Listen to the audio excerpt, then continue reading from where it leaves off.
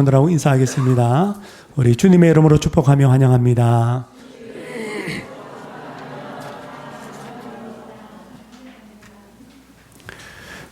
오늘 의라고 하는 단어, 의로움이라고 하는 단어, 그 단어를 여러분들이 생각하면 무엇이 생각나십니까? 무엇이 떠오르십니까?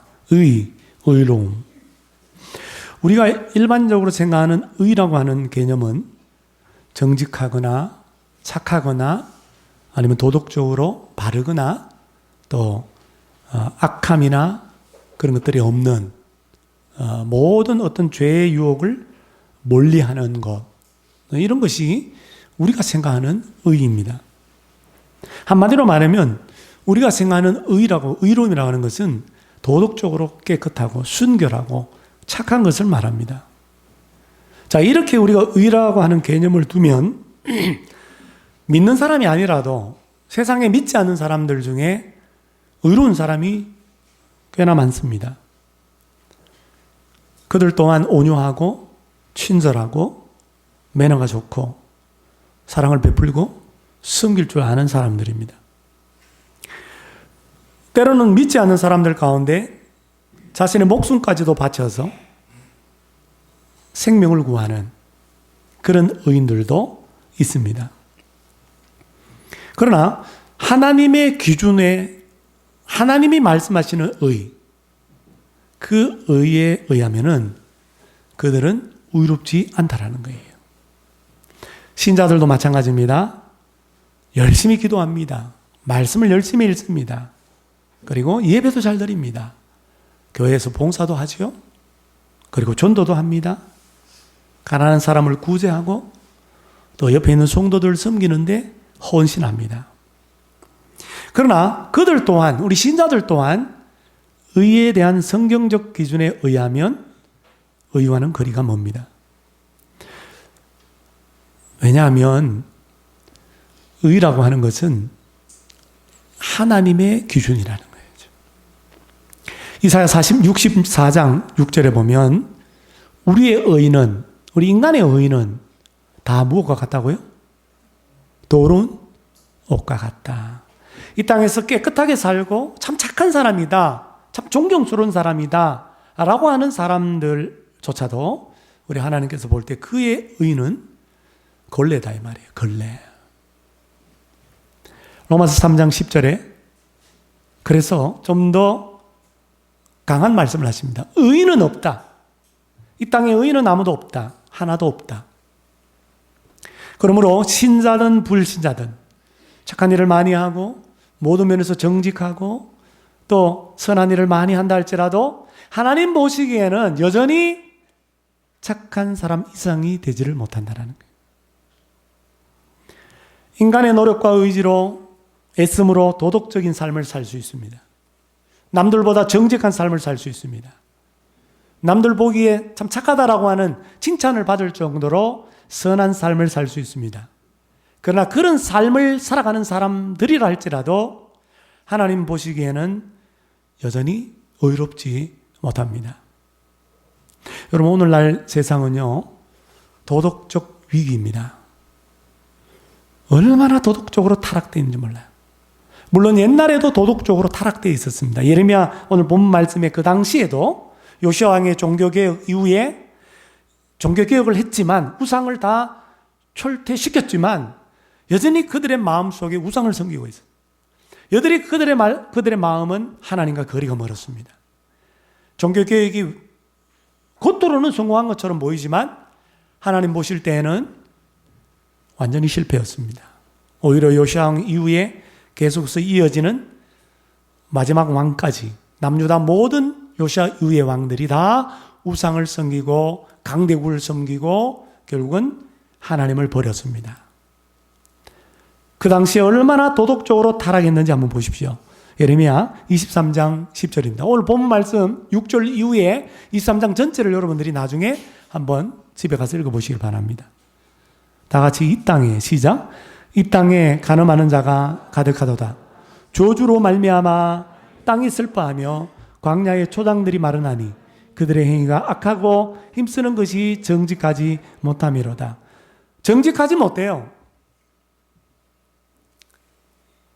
땅이 저주를 받았어요. 왜? 그 땅 가운데 간음하는 사람들로 가득하다라는 거예요. 여러분, 가난한 사람한테 한둘이 아니라 이것은 영적인 간음만 의미하는 것이 아니라 우상 숭배를 말하는 것뿐만 아니라 실제로 간음이 많았다라는 거예요. 영적인 음란 말고 육적으로도 음란했다라는 거예요.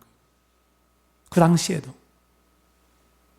심지어 동성애까지도 있었습니다. 하나님의 백성들 가운데. 하나님 믿는다고 하면서도 동성연애도 있었어요. 오늘날 여러분, 선과 악의 기준이 굉장히 애매모호합니다. 절대 진리인 하나님의 말씀의 기준으로 선과 악을 판단하는 것이 아니라 오늘날 선과 악은 자기예요, 자기. 자기 자신이에요. 내가 보기에 좋으면 그것은 선인 것이지. 내가 보기에 악하고 내가 보기에 틀렸고 내가 보기에 싫으면 미우면 그게 악이에요. 날이 갈수록 마약, 동성애, 간음이 만연하고 또 신종 사기 범죄가 난무하는 이 도덕적 타락의 시기, 이 도덕적 위기 시대, 예레미야가 살던 시대와 똑같습니다. 근데 바로 도덕적 위기의 그 시기에 하나님께서 예레미야 선지자를 통해서 계시를 해주세요. 하나님 자신을 드러내십니다. 바로 그 드러낸 하나님의 이름이 바로 오늘 여호와 치드케누입니다. 우리 다 같이 따라하겠습니다. 여호와 치드케누. 6절 말씀에 하반절에 보면 여호와 우리의 공의라고 하는 뜻이 바로 여호와 치드케누. 풀어서 말하면 여호와는 공의이시다. 여호와는 의이시다. 이런 뜻입니다. 의가 되신다. 이런 뜻입니다. 데이비드 윌커슨 목사님이 그의 책 하나님의 이름에 비상구가 있다. 이 책에서 이런 말씀을 하셨습니다. 우리 같이 한번 읽어보겠습니다. 시작. 교회가 다가오는 도덕적 위기에서 살아남으려면 하나님의 관점에서 의에 대한 적합한 계시를 갖는 것이 필요하다. 우리는 하나님의 의를 어떻게 얻을 수 있는지 알아야만 한다. 만약 우리가 여호와 치드케누의 계시를 붙잡지 않으면 극한 절망과 고통 속에서 세상의 다른 사람들과 함께 휩쓸려 가버릴 것이다. 하나님의 의에 대한 바른 이해가 없다라는 거예요.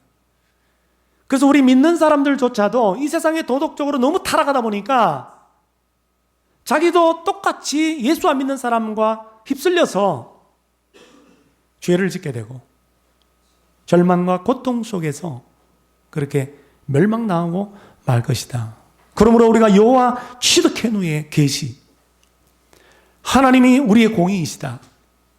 여호와가 우리의 공의가 되신다. 의가 되신다. 라고 하는 이 계시를 붙잡아야 우리가 죄악에 휩쓸리지 않을 수 있다는 겁니다. 바라기는 오늘 말씀을 통해서 여호와 치드케누의 이 계시를 붙잡아서 이 도덕적 위기, 이 타락의 시대에서도 살아남는 교회, 살아남는 저와 여러분들이 되시기를 주님의 이름으로 축복합니다. 여호와 치드케누라고 하는 하나님의 이름, 우리에게 주시는 교훈은 뭘까요? 첫째로 여호와 치드케누의 계시를 붙잡으려면 먼저 내 안에 선한 것이 하나도 없다라고 하는 것을 인정해야 합니다. 즉 다시 말하면 내 힘으로는 내 노력으로는 결코 하나님의 의를 소유할 수 없다라는 것을 인정해야 된다는 말입니다. 여러분, 우리는 의롭지 못하지만 그러나 의롭게 살려고 그래요. 자신의 힘과 자신의 노력으로 자신의 의지로 의를 소유하려고 하는 경향성이 있습니다. 그런데 우리 신자들의 의라고 하는 것은 가만히 보면 율법적인 의입니다. 다시 말하면 율법을 지킴으로 말미암아 얻는 의, 율법을 행함으로 말미암아 의롭게 되는 것. 그러나 우리가 율법을 행함으로 말미암아 결코 우리는 하나님을 만족시킬 수가 없습니다. 왜 그렇습니까? 예레미야 17장 9절인가 말씀해 보면 우리의 마음이 만물보다도 부패했기 때문에, 우리의 마음이 썩었기 때문에, 하나님의 의 안에는 행위만 있는 것이 아니라 마음까지 포함되어 있습니다. 그래서 하나님께서 우리의 마음을 보시기 때문에 율법으로 아무리 율법을 지키고 말씀대로 행하는 것처럼 바리새인들이 그렇게 11조하고 예배 잘 드리고 그렇게 구제하고 살아도 마음은 위선적이야. 마음은 하나님을 떠났단 말이야. 하나님 원하는 건 제사가 아니라 긍휼이다. 사실은 하나님은 제사도 원하고 긍휼도 원하시죠. 그런데 긍휼이 없는 제사, 긍휼이 없는 종교행위, 하나님은 의롭다고 생각하지 않는다는 거예요. 바리새인들만 착각했죠. 이렇게 하면 하나님 앞에 의로움을 얻을 줄 알았어요. 그래서 여러분, 우리도 의롭게 되려고요, 노력을 많이 합니다. 40일 금식.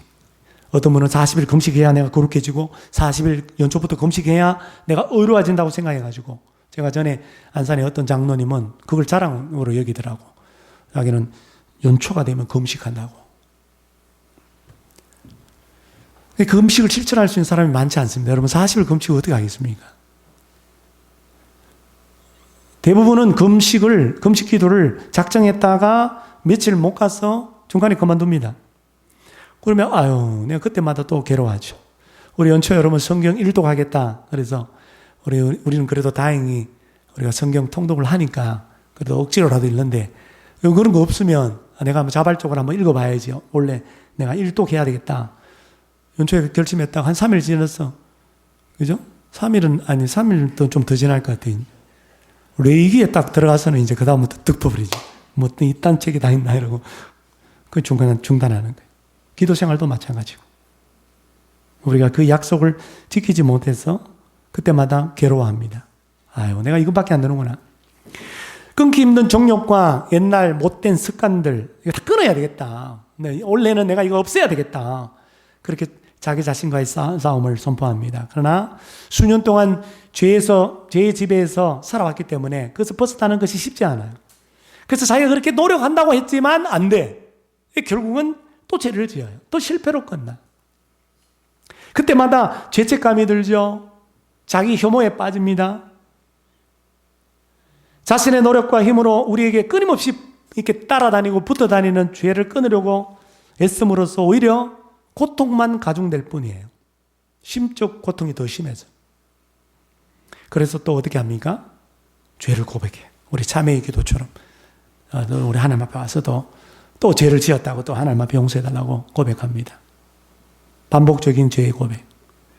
그리고 하나님께 한 그 약속들 더 잘 지켜보려고 또 해보는 거예요. 다시 한번 도전해보는 거죠. 그리고 하나님의 의를 얻기 위해서 한 번 더 시도해서, 근데 그 끝까지 이제는 견뎌내요. 그 약속을 지켜. 마침내 이제 죄를 이제 드디어 극복했구나, 그렇게 생각하고 어느 정도 내가 의를 좀 얻었다, 내가 좀 의롭게 되었다, 그렇게 느끼는 바로 그 순간에 웬걸 다시 우리의 마음을 아프게 하는 죄의 유혹에 또 빠지게 되는 것이죠. 그때마다 우리는 어떻게 해요? 좌절하고 또 낙심하게 되고 주님 앞에 이렇게 부르짖습니다. 주님, 제가 얼마나 주님 앞에 의롭게 되기를 원했는지 아시지 않습니까? 저는 모든 거 다 해봤습니다. 그런데 늘 실패했습니다. 왜 이렇죠? 왜 저는 의로움을 얻을 수 없습니까? 왜 안 되죠?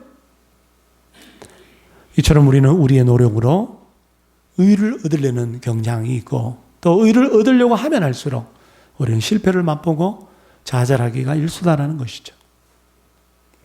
이사야 선지자가 있었는데, 이사야 선지자도 나름 마음을 다해서 하나님의 의를 얻으려고 애쓴 사람입니다. 근데 어느 날 성전에서 환상을 보고 난 다음부터는 내 힘으로는 도저히 그 의를 얻을 수가 없구나, 이것을 깨닫게 돼요. 이사야 6장에 보면 그 소명장, 이사야의 소명장인데, 어느 날 환상 중에 거룩한 보좌가 있고 거기에 하나님이 앉아 계시는 거예요.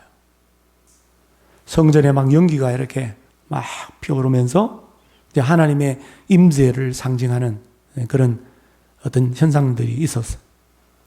하나님의 거룩하심과 위엄과 그 영광으로 가득했고 그 하나님의 보좌에 앉은 하나님을 모시고 서 있는 서랍들이 있었어요. 그 서랍들이 서로 마주보면서 찬송가를 불러요. 거룩하다, 거룩하다, 거룩하다. 거룩송을 불러요. 만군의 여호와요. 여호와 최바요. 그때 이사야가 하나님의 임재 앞에서 또 하나님의 현현 앞에서 또 그 서랍들의 찬송을 들으면서 압도되어서 땅에 엎드리게 됩니다. 도저히 하나님을 쳐다볼 수는 없고 자기 자신을 바라볼 때에 자기 안에 가득한 죄악을 발견하게 돼요. 그래서 그가 외칩니다. 화로다 나여 망하게 되었도다. 화로다 나여 망하게 되었도다. 히브리어로 말하면 나는 걸렀습니다. 나는 멸망합니다. 이런 뜻이에요. 그 다음 외칩니다. 나는 입술이 부정한 사람입니다. 어떻게 하나님의 부르심을 받아 하나님의 말씀을 대언하는 선지자 노릇을 할 수 있겠습니까? 이 말이죠. 나는 입술이 더러운 사람입니다. 이사야가 외친 말은, 하나님 앞에 외친 말은 바로 이것입니다. 하나님, 내 안에는 선한 것이 아무것도 없습니다. 나의 힘과 나의 노력으로 의로워지려고 노력했지만 그것은 불가능한 일이었습니다. 하나님의 의로우심 앞에, 그 거룩함 하심 앞에 나는 결코 의로울 수가 없습니다. 이사야는 하나님께서 뭔가 자기에게 해줘야만 하나님께 받아들여질 것이다, 이렇게 생각을 했습니다. 근데 하나님께서 놀랍게도 수랍 하나를 탁 보내가지고 이 불젓가락입니다. 부젓가락이라고 되어 있는데 불젓가락으로 이 제단에 막 숯불이 타고 있었는데 그게 숯불 하나를 탁 집어가지고 날라서 이사야의 입에다가 딱 갖다 대면서 이렇게 말해요. 보라, 이것이 너의 입에 닿았으니 너의 악이 제하여 졌고 너의 죄가 사하여 졌느니라. 이 서랍을 통한 죄 사함의 선포, 하나님의 선포를 듣게 된 거예요. 뭘 의미합니까? 이사야가 이제 드디어 하나님께 받아들여졌다라고 하는 뜻입니다. 그는 하나님에 의해서 깨끗하여졌고 하나님에 의해서 정결케 되었습니다. 이제 그가 하나님 앞에 설 수가 있었고 하나님의 말씀을 대언할 수 있는 선지자의 사명을 감당할 수 있는 자격이 부여됩니다. 그러므로 여러분, 이사야가 의롭다함을 받은 것은 화로다 나여 망하게 되었도다. 하나님의 임재 앞에서 하나님을 만나고 의로우신 하나님 앞에 나는 더러운 죄인입니다. 나는 의롭지 못합니다. 내 안에 선한 것이 하나도 없습니다. 이렇게 고백한 그 말로부터 시작이 되는 거예요. 뭐가? 의롭다함을 받는 것이. 여러분, 예수님 이런 말씀하셨죠? 건강한 자에게는 의사가 쓸데없고 병든 자에게라야 의사가 쓸데있느니라. 그 누구를 향해서 얘기하는 건지 아세요? 건강한 자는 지가 건강한 척 착각하는 사람이라 이런 거예요. 그래서 의사이신 예수님을 찾아가지 않아. 예수가 필요 없어. 오히려 예수를 배척해요. 그 사람이 누구예요? 그 당시에 바리새인들. 바리새인들은 율법을 지킴으로 자기는 어렵다라고 착각하고 있었기 때문에 자기 딴에는 어렵다고 생각하는 거예요. 그러니까 건강하다고 생각 안 하니까 우리의 죄 용서를 주시는 예수님을 필요로 하지 않는 거죠. 죄를 씻어주시는 예수님이 필요 없는 거예요.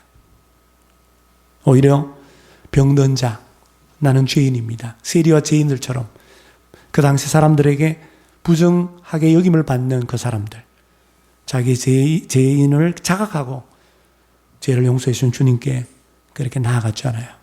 그래서 의사신 예수님으로부터 치유를 받고 죄 용서를 받았다는 거죠. 우리도 내 안에 선한 것이 하나도 없습니다. 그렇게 찬송은 잘 부르는데 실제로 그걸 믿는 사람은 별로 없는 것 같아요. 내가 갖고 있는 육신, 이 죄된 본성, 이거 늘 우리는 무력하죠. 이 죄된 본성 앞에 우리 무너지기가 일쑤입니다. 믿을 수가 없어요. 우리의 육이라는 거는. 그리고 죄를 범할 수 있는 경향이 있다. 이 사실을 우리가 받아들여야 되는데 그것을 받아들이지 않아요. 그래서 어쩌면 우리가 죄를 너무 쉽게 짓고 있는지도 모르고 죄와 싸워서 피 흘리기까지 싸워야 되는데 그 싸움을 피하고 있는지도 모릅니다. 사랑하는 여러분, 나의 힘과 노력으로 의를 얻지 못한다는 것, 아무리 내가 착하게 살아도 내 안에 선한 것이 하나도 없다라는 것, 여러분 체험하셨습니까? 내 안에 소망이 없다. 체험하셨습니까? 이사야처럼 화로다 나여 망하게 되었도다 라고 고백해 보셨습니까? 이 사실을 체험하고 하나님 앞에서 내 안에 선한 것이 하나도 없습니다. 베드로처럼 예수님 앞에서 주여 나는 죄인으로소이다. 나를 떠나시옵소서. 내 힘과 내 노력으로 의를 얻을 수 없습니다. 이렇게 인정하고 고백할 수 있기를 바랍니다. 바로 이 고백으로부터 우리는 여호와 취두케누의 계시를 붙잡을 수 있기 때문입니다. 두 번째로 예수님을 믿음으로 의를 얻습니다. 5절 6절 말씀 우리 다 같이 읽습니다. 예레미야 5절 오늘 본문 5절 6절 시작. 여호와의 말씀이니라 보라 때가 이르리니 내가 다윗에게 한 의로운 가지를 일으킬 것이라. 그가 왕이 되어 지혜롭게 다스리며 세상에서 정의와 공의를 행할 것이며 그의 날에 유다는 구원을 받겠고 이스라엘은 평안히 살 것이며 그의 이름은 여호와 우리의 공이라 일컬음을 받으리라. 자, 여러분 이 본문의 배경이 보면 아까 제가 잠깐 설명드린 것처럼 하나님께서 이스라엘을 다스리는 목자, 왕들을 이렇게 계속해서 세워주셨는데 그 다윗의 혈통의 왕들이 제대로 목자 노릇을 못해요. 백성들을 잘 인도하지 못했단 말이죠. 그래서 하나님께서 직접 친히 자신이 목자가 되겠다라는 겁니다. 그걸 약속하는데 오늘 여기 말씀해 보면 다윗에게 일으킨 한 의로운 가지라는 단어가 있죠. 의로운 가지. 그러니까 다윗의 혈통 후손 가운데 의로운 가지가 하나 나온다라는 거예요. 그것을 가리켜서 왕이 되어 그 가지가 왕이 된다는 겁니다. 그 왕의 이름이 뭐냐? 여호와 우리의 공의, 여호와 취두케누다 이 말. 자, 그렇다고 한다면 여러분 다윗의 자손인 의로운 가지, 왕, 정의와 공평으로 다스리는 왕, 그분은 누굽니까? 그렇죠. 예수 그리스도입니다. 어떻게 알 수 있느냐? 다윗 언약을 보면 됩니다. 사무엘하 7장 12절 16절 다 같이 읽습니다. 시작. 내가 내 몸에서 내 씨를 내 뒤에 세워 그의 나라를 견고하게 하리라. 내 집과 내 나라가 내 앞에서 영원히 보존되고 내 왕위가 영원히 견고하리라. 이 다윗 언약 때문에, 이 무조건적인 언약, 은혜 언약 때문에 남유다 백성들도 북이스라엘 백성들처럼 똑같이 우상 숭배를 했지만 하나님께서 그래도 북이스라엘을 먼저 멸망시키시고 남유다는 뒤늦게 멸망시켰죠. 이 다윗 언약 때문에 그 언약을 지키려고. 하나님의 인내에도 한계가 있었나 봐요. 결국은 징계의 채찍으로 멸망을 시켰지만 어찌됐든 여기 보면 너의 몸, 다윗의 몸에서 날 너의 씨, 후손을 말하잖아요. 이 후손은 다윗의 혈통 가운데 있는 남유다 왕들을 말하는 것일 뿐만 아니라 궁극적으로 예수 그리스도를 말하는 것입니다.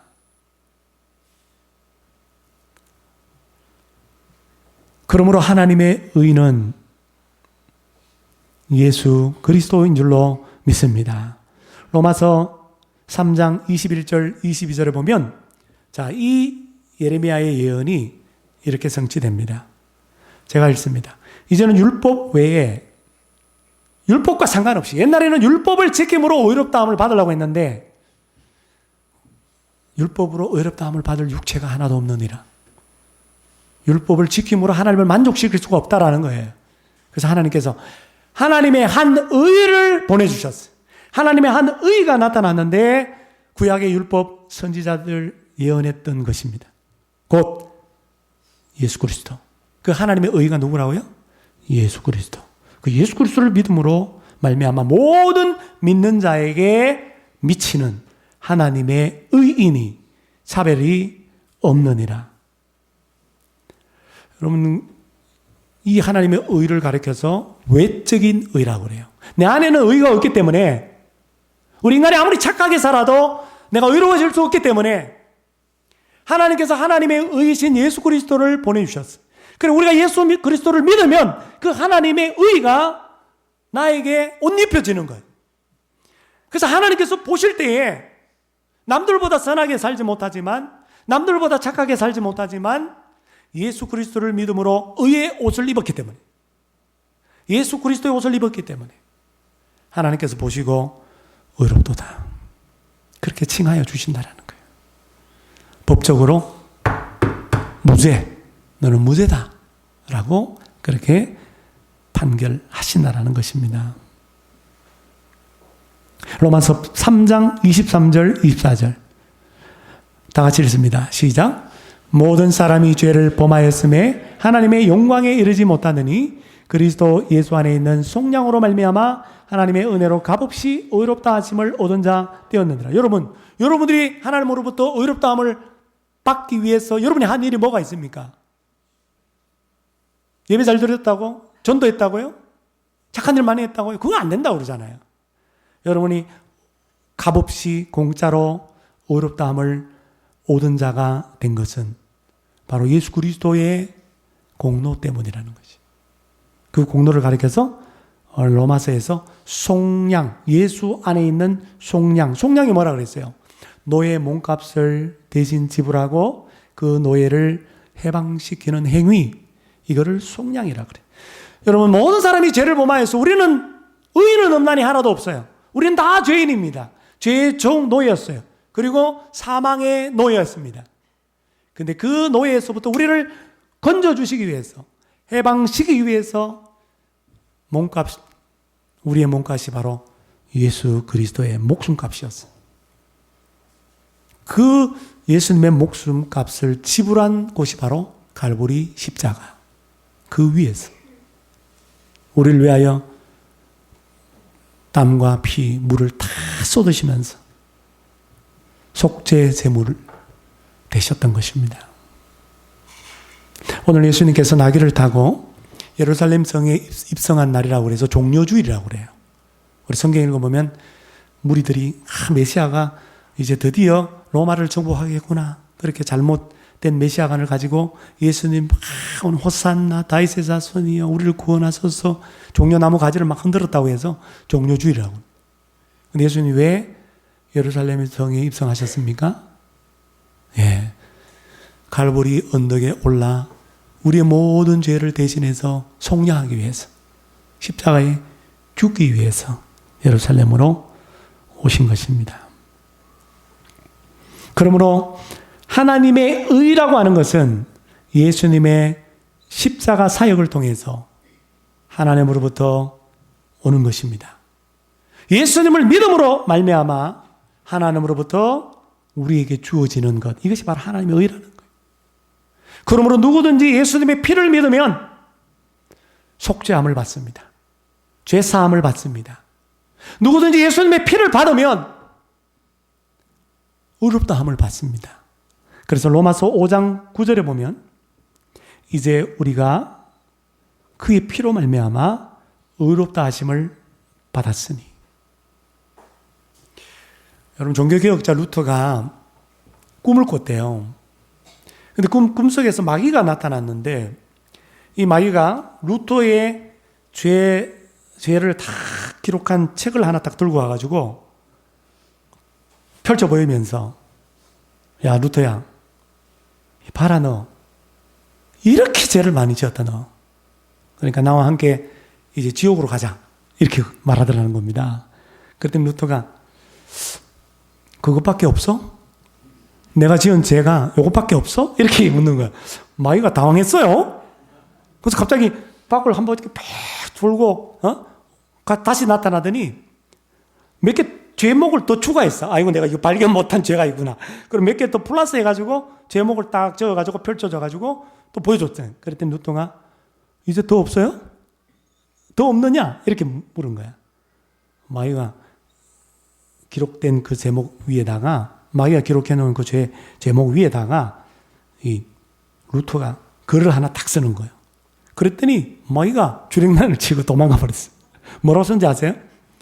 예수님의 보혈이 나의 이 모든 죄를 씻어주셨다. 할렐루야. 내 모든 죄를 다 용서해 주셨다. 그러니까 마이가 지옥 끌고 가려고 그랬는데 죄 용서받은 의인이구나. 도망쳐버렸다는 거예요. 여러분, 모든 사람이 죄를 범하였음에 하나님의 영광, 하나님의 의에 우리가 이르지 못한다면 사람이 어디에서 의를 얻을 수 있습니까? 우리가 어떻게 의를 얻을 수 있어요? 오직 한 길밖에 없습니다. 그것은 의로운 한 가지이신 여호와 츠드케누를 소유하는 것입니다. 그것은 곧 나의 죄를 대신해서 십자가에 달려 죽으신 예수님을 믿는 것입니다. 사랑하는 여러분, 예수님을 믿음으로 의롭다함을 받았습니까? 아직 의롭게 되지 못했다면 예수님을 믿으시기를 바랍니다. 여호와 츠드케누 그분을 소유하시기를 바랍니다. 그래서 모두 다 의롭다함을 받는 우리 모두가 되시기를 축복합니다. 마지막 세 번째는요, 적용입니다. 적용. 의인은 무슨 말이냐면 예수님을 믿음으로 의롭다함을 받은 사람은 어떻게 살아야 되는가? 그것은 하나님을 추구하는 삶을 살아야 된다는 것입니다. 의라고 하는 개념, 아까 잘못된 개념, 생각 이런 것들을 서론 부분에서 제가 말씀드렸는데 성경에서 말하는 의라고 하는 것은 너무나 쉽습니다. 하나님과의 올바른 관계를 맺는 것입니다. 왜 우리가 의롭게 되지 못했는가? 우리가 죄로 말미암아 하나님과의 관계가 깨어졌기 때문이에요. 이스라엘 백성들이 언약의 백성이지만 그 언약을 이스라엘 백성들이 먼저 파괴시켰기 때문에 의롭게 되지를 못했습니다. 의롭게 되려면 새로운 언약이 필요하고 새로운 마음이 필요해요. 그 새로운 언약과 새로운 마음은 예수 그리스도 십자가 구속 사역을 통해서 주어지게 되는 것이죠. 하나님과 바른 관계를 맺는 것. 그러니까 하나님과의 바른 관계를 맺고 살아가는 사람, 의인은 어떻게 살아야 되는가? 우리 마태복음 5장 6절 다 같이 읽습니다. 시작. 의에 줄이고 목마른 자는 복이 있나니 저희가 배부를 것이며, 의에 줄이고 목마른 삶을 살아야 된다는 거죠. 의가 하나님입니다. 의가. 그러니까 의에 줄이고 목마른다는 건 늘 하나님을 향하여 목말라야 돼요. 하나님을 갈급해야 돼요. 하나님을 찾고 하나님을 추구하는 삶을 살아야 된다 이 말입니다. 그래서 이 말씀 묵상하면서 적용을 좀 구체적으로 해야 되거든요. 그러면 도대체 하나님을 추구하는 삶, 의인의 삶은 어떤 삶인가? 근데 크게 세 가지로 제가 여러분에게 말씀을 드리겠습니다. 첫째는 하나님의 성품을 닮아가는 삶이에요. 여러분, 우리는 하나님의 능력을 닮고 싶어요. 예? 하나님의 어떤 초자연적인 능력을 닮고 싶어 하는데 그게 아니라 우리는 하나님의 성품을 닮아야 되는 거죠. 의인은 죄의 권세 아래 놓여서 고통당하고 죄에 실패하고 그렇게 살아가기보다는 의인은 하나님과 늘 깊은 교제 가운데 말씀과 기도로 자기도 모르는 사이에 우리 하나님을 비슷하게 닮아가는 그런 일들이 일어나야 된다는 것입니다. 언제까지? 죽을 때까지. 죽을 때까지. 그래서 의인은 우리 교리 설교 수요일 예배 때마다 하나님에 대해서 많이 배웠죠. 비공유적 속성, 공유적 속성, 하나님의 거룩, 또 하나님의 어떤 선하심, 또 하나님의 자비하심, 사랑, 공의, 이런 것들을 드러내는 사람이어야 된다는 거예요. 여러분, 하나님과 깊은 교제 가운데로 나아가서 여러분 나도 모르게 하나님의 성품을 드러내는 우리 의인들이 되시기를 바랍니다. 두 번째는 하나님이 의롭다고 신뢰하는 삶입니다. 의인 욥이 도대체 왜 내가 고난받는지 모르겠다. 정말 의아할 정도로 많은 고난 받았습니다. 그 친구들이 와가지고 나름대로 고난을 해석해주고 네가 죄 지어서 이렇다. 네 죄가 뭐냐? 회개하면 이 고난 없어질 거다. 위로가 하나도 안 되는 거야. 왜? 아무리 생각해도 나는 죄 지은 게 없거든. 그래서 친구들 때문에 오히려 더 마음속에 하나님을 향한 불만이 더 커졌어요. 그래서 하나님께 하나님 의롭지 못합니다. 그러니까 뭐냐면 나는 의로운데 하나님을 의롭지 못한 것 같아. 하나님을 비방하고 하나님을 원망했습니다. 그러나 하나님께서 욥기 마지막 부분에 나타나서 폭풍 가운데 욥에게 이렇게 질문을 던지죠. 욥기 40장 8절. 네가 나의 공의, 즉 하나님의 공의를 부인하려느냐? 너의 의를 세우려고 나를 악하다고 하겠느냐? 그러니까 자기가 의롭다 그러면 하나님은 그렇죠. 의롭지 않게 되는 거지. 왜 하나님은 의를 자꾸 부인하니까. 처음에는 욥이 아무 말도 대답 못했어요. 그런데 욥이 하나님이 여러 질문들을 받고 진짜 하나님이 주인이시다. 하나님이 하시는 거다. 이걸 깨닫고 난 다음에 이렇게 고백하죠. 욥기 42장 5절 6절. 내가 주께 대하여 귀로 듣기만 하였사오나 이제는 눈으로 주를 배움나이다. 그러므로 내가 스스로 거두어드리고 티끌과 재 가운데 회개하나이다. 고난 가운데 고난의 이유를 알 수 없어서 고통 가운데 하나님은 의롭지 못합니다. 어떻게 하나님 왜 공의에 하나님 맞습니까? 그렇게 원망하고 의심하고 비난했던 자신의 잘못과 죄악을 고백하고 회개했다라는 거예요. 욥기에서 왜 의인들이 고통을 받는가? 이런 질문에 대해서 확실하게 대답을 안 해줍니다. 욥기의 주제는 고난이 아니에요. 고난의 의미, 고난 가운데 우리가 취해야 될 태도, 고난의 유익, 이런 책이 아니에요. 욥기는. 욥기 읽어보면 마지막 부분에 하나님이 주인이시다. 하나님이 세상 만드셨고 하나님 내 삶에 고난과 고통을 주셨다. 그 이유는 내가 몰라도 고통당하는 나는 몰라도 내가 한 거야. 하나님이 하시는 거야. 그러므로 여러분, 우리가 이해되지 않는 고난 가운데 있을 때에도 여러분, 하나님은 의롭다고 신뢰할 수 있겠습니까? 하나님은 선하다라고 그렇게 고백할 수 있겠습니까? 그게 진짜 믿음이에요. 그게 의인의 삶이라는 겁니다. 마지막 세 번째는 하나님의 의이신 예수님을 모르는 사람, 믿지 않는 사람 많습니다. 그들에게 의이신 예수 그리스도를 전파하는 삶입니다. 참 전도하기 어려운 사람이 어떤 사람이에요? 방탕하고 깡패 같은 사람은 전도하기 쉬워요. 도덕적으로 깨끗하고 남들에게 존경받고 남들에게 물질을 잘 베푸는 사람, 법이 없어도 살만한 사람, 그 사람이 여러분 가족 가운데 불신자면 전도하기 굉장히 힘듭니다. 왜요? 자기는 의롭다고 생각하기 때문에요. 근데 그분에게 이렇게 가르쳐 주셔야 돼. 당신이 그렇게 존경받고 나도 당신을 존경하지만 그러나 그렇게 착하게 살고 사람들에게 존중을 받아도 당신은 의롭지 못합니다. 하나님 보실 때는 의롭지 못합니다. 여러분 오늘 말씀이 그거잖아요. 이걸 꼭 전해 주셔야 되고 당신이 의롭게 될 수 있는 길은 하나밖에 없어요. 하나님의 의. 내 안에는 의가 없기 때문에 하나님의 의. 그 외적인 의신 예수 그리스도를 믿음으로 우리가 의의 옷을 입을 때 우리 하나님 보실 때 의롭다고 그렇게 인정받을 수가 있는 거예요. 여러분 이렇게 꼭 전해주시기를 바랍니다. 소두의 의에 대해서 우리의 생각에 대해서 잘못된 부분을 얘기했는데 오늘날 사람들에게 의라고 하는 단어, 의로움이라는 단어는 그다지 인기 없는 말입니다. 왜? 불의가 판을 치는 세상이기 때문에 그런지도 몰라요. 그러나 의라고 하는 것은 우리에게 굉장히 중요합니다. 무엇에 있어서 중요하냐면 우리의 행복과 직결됩니다.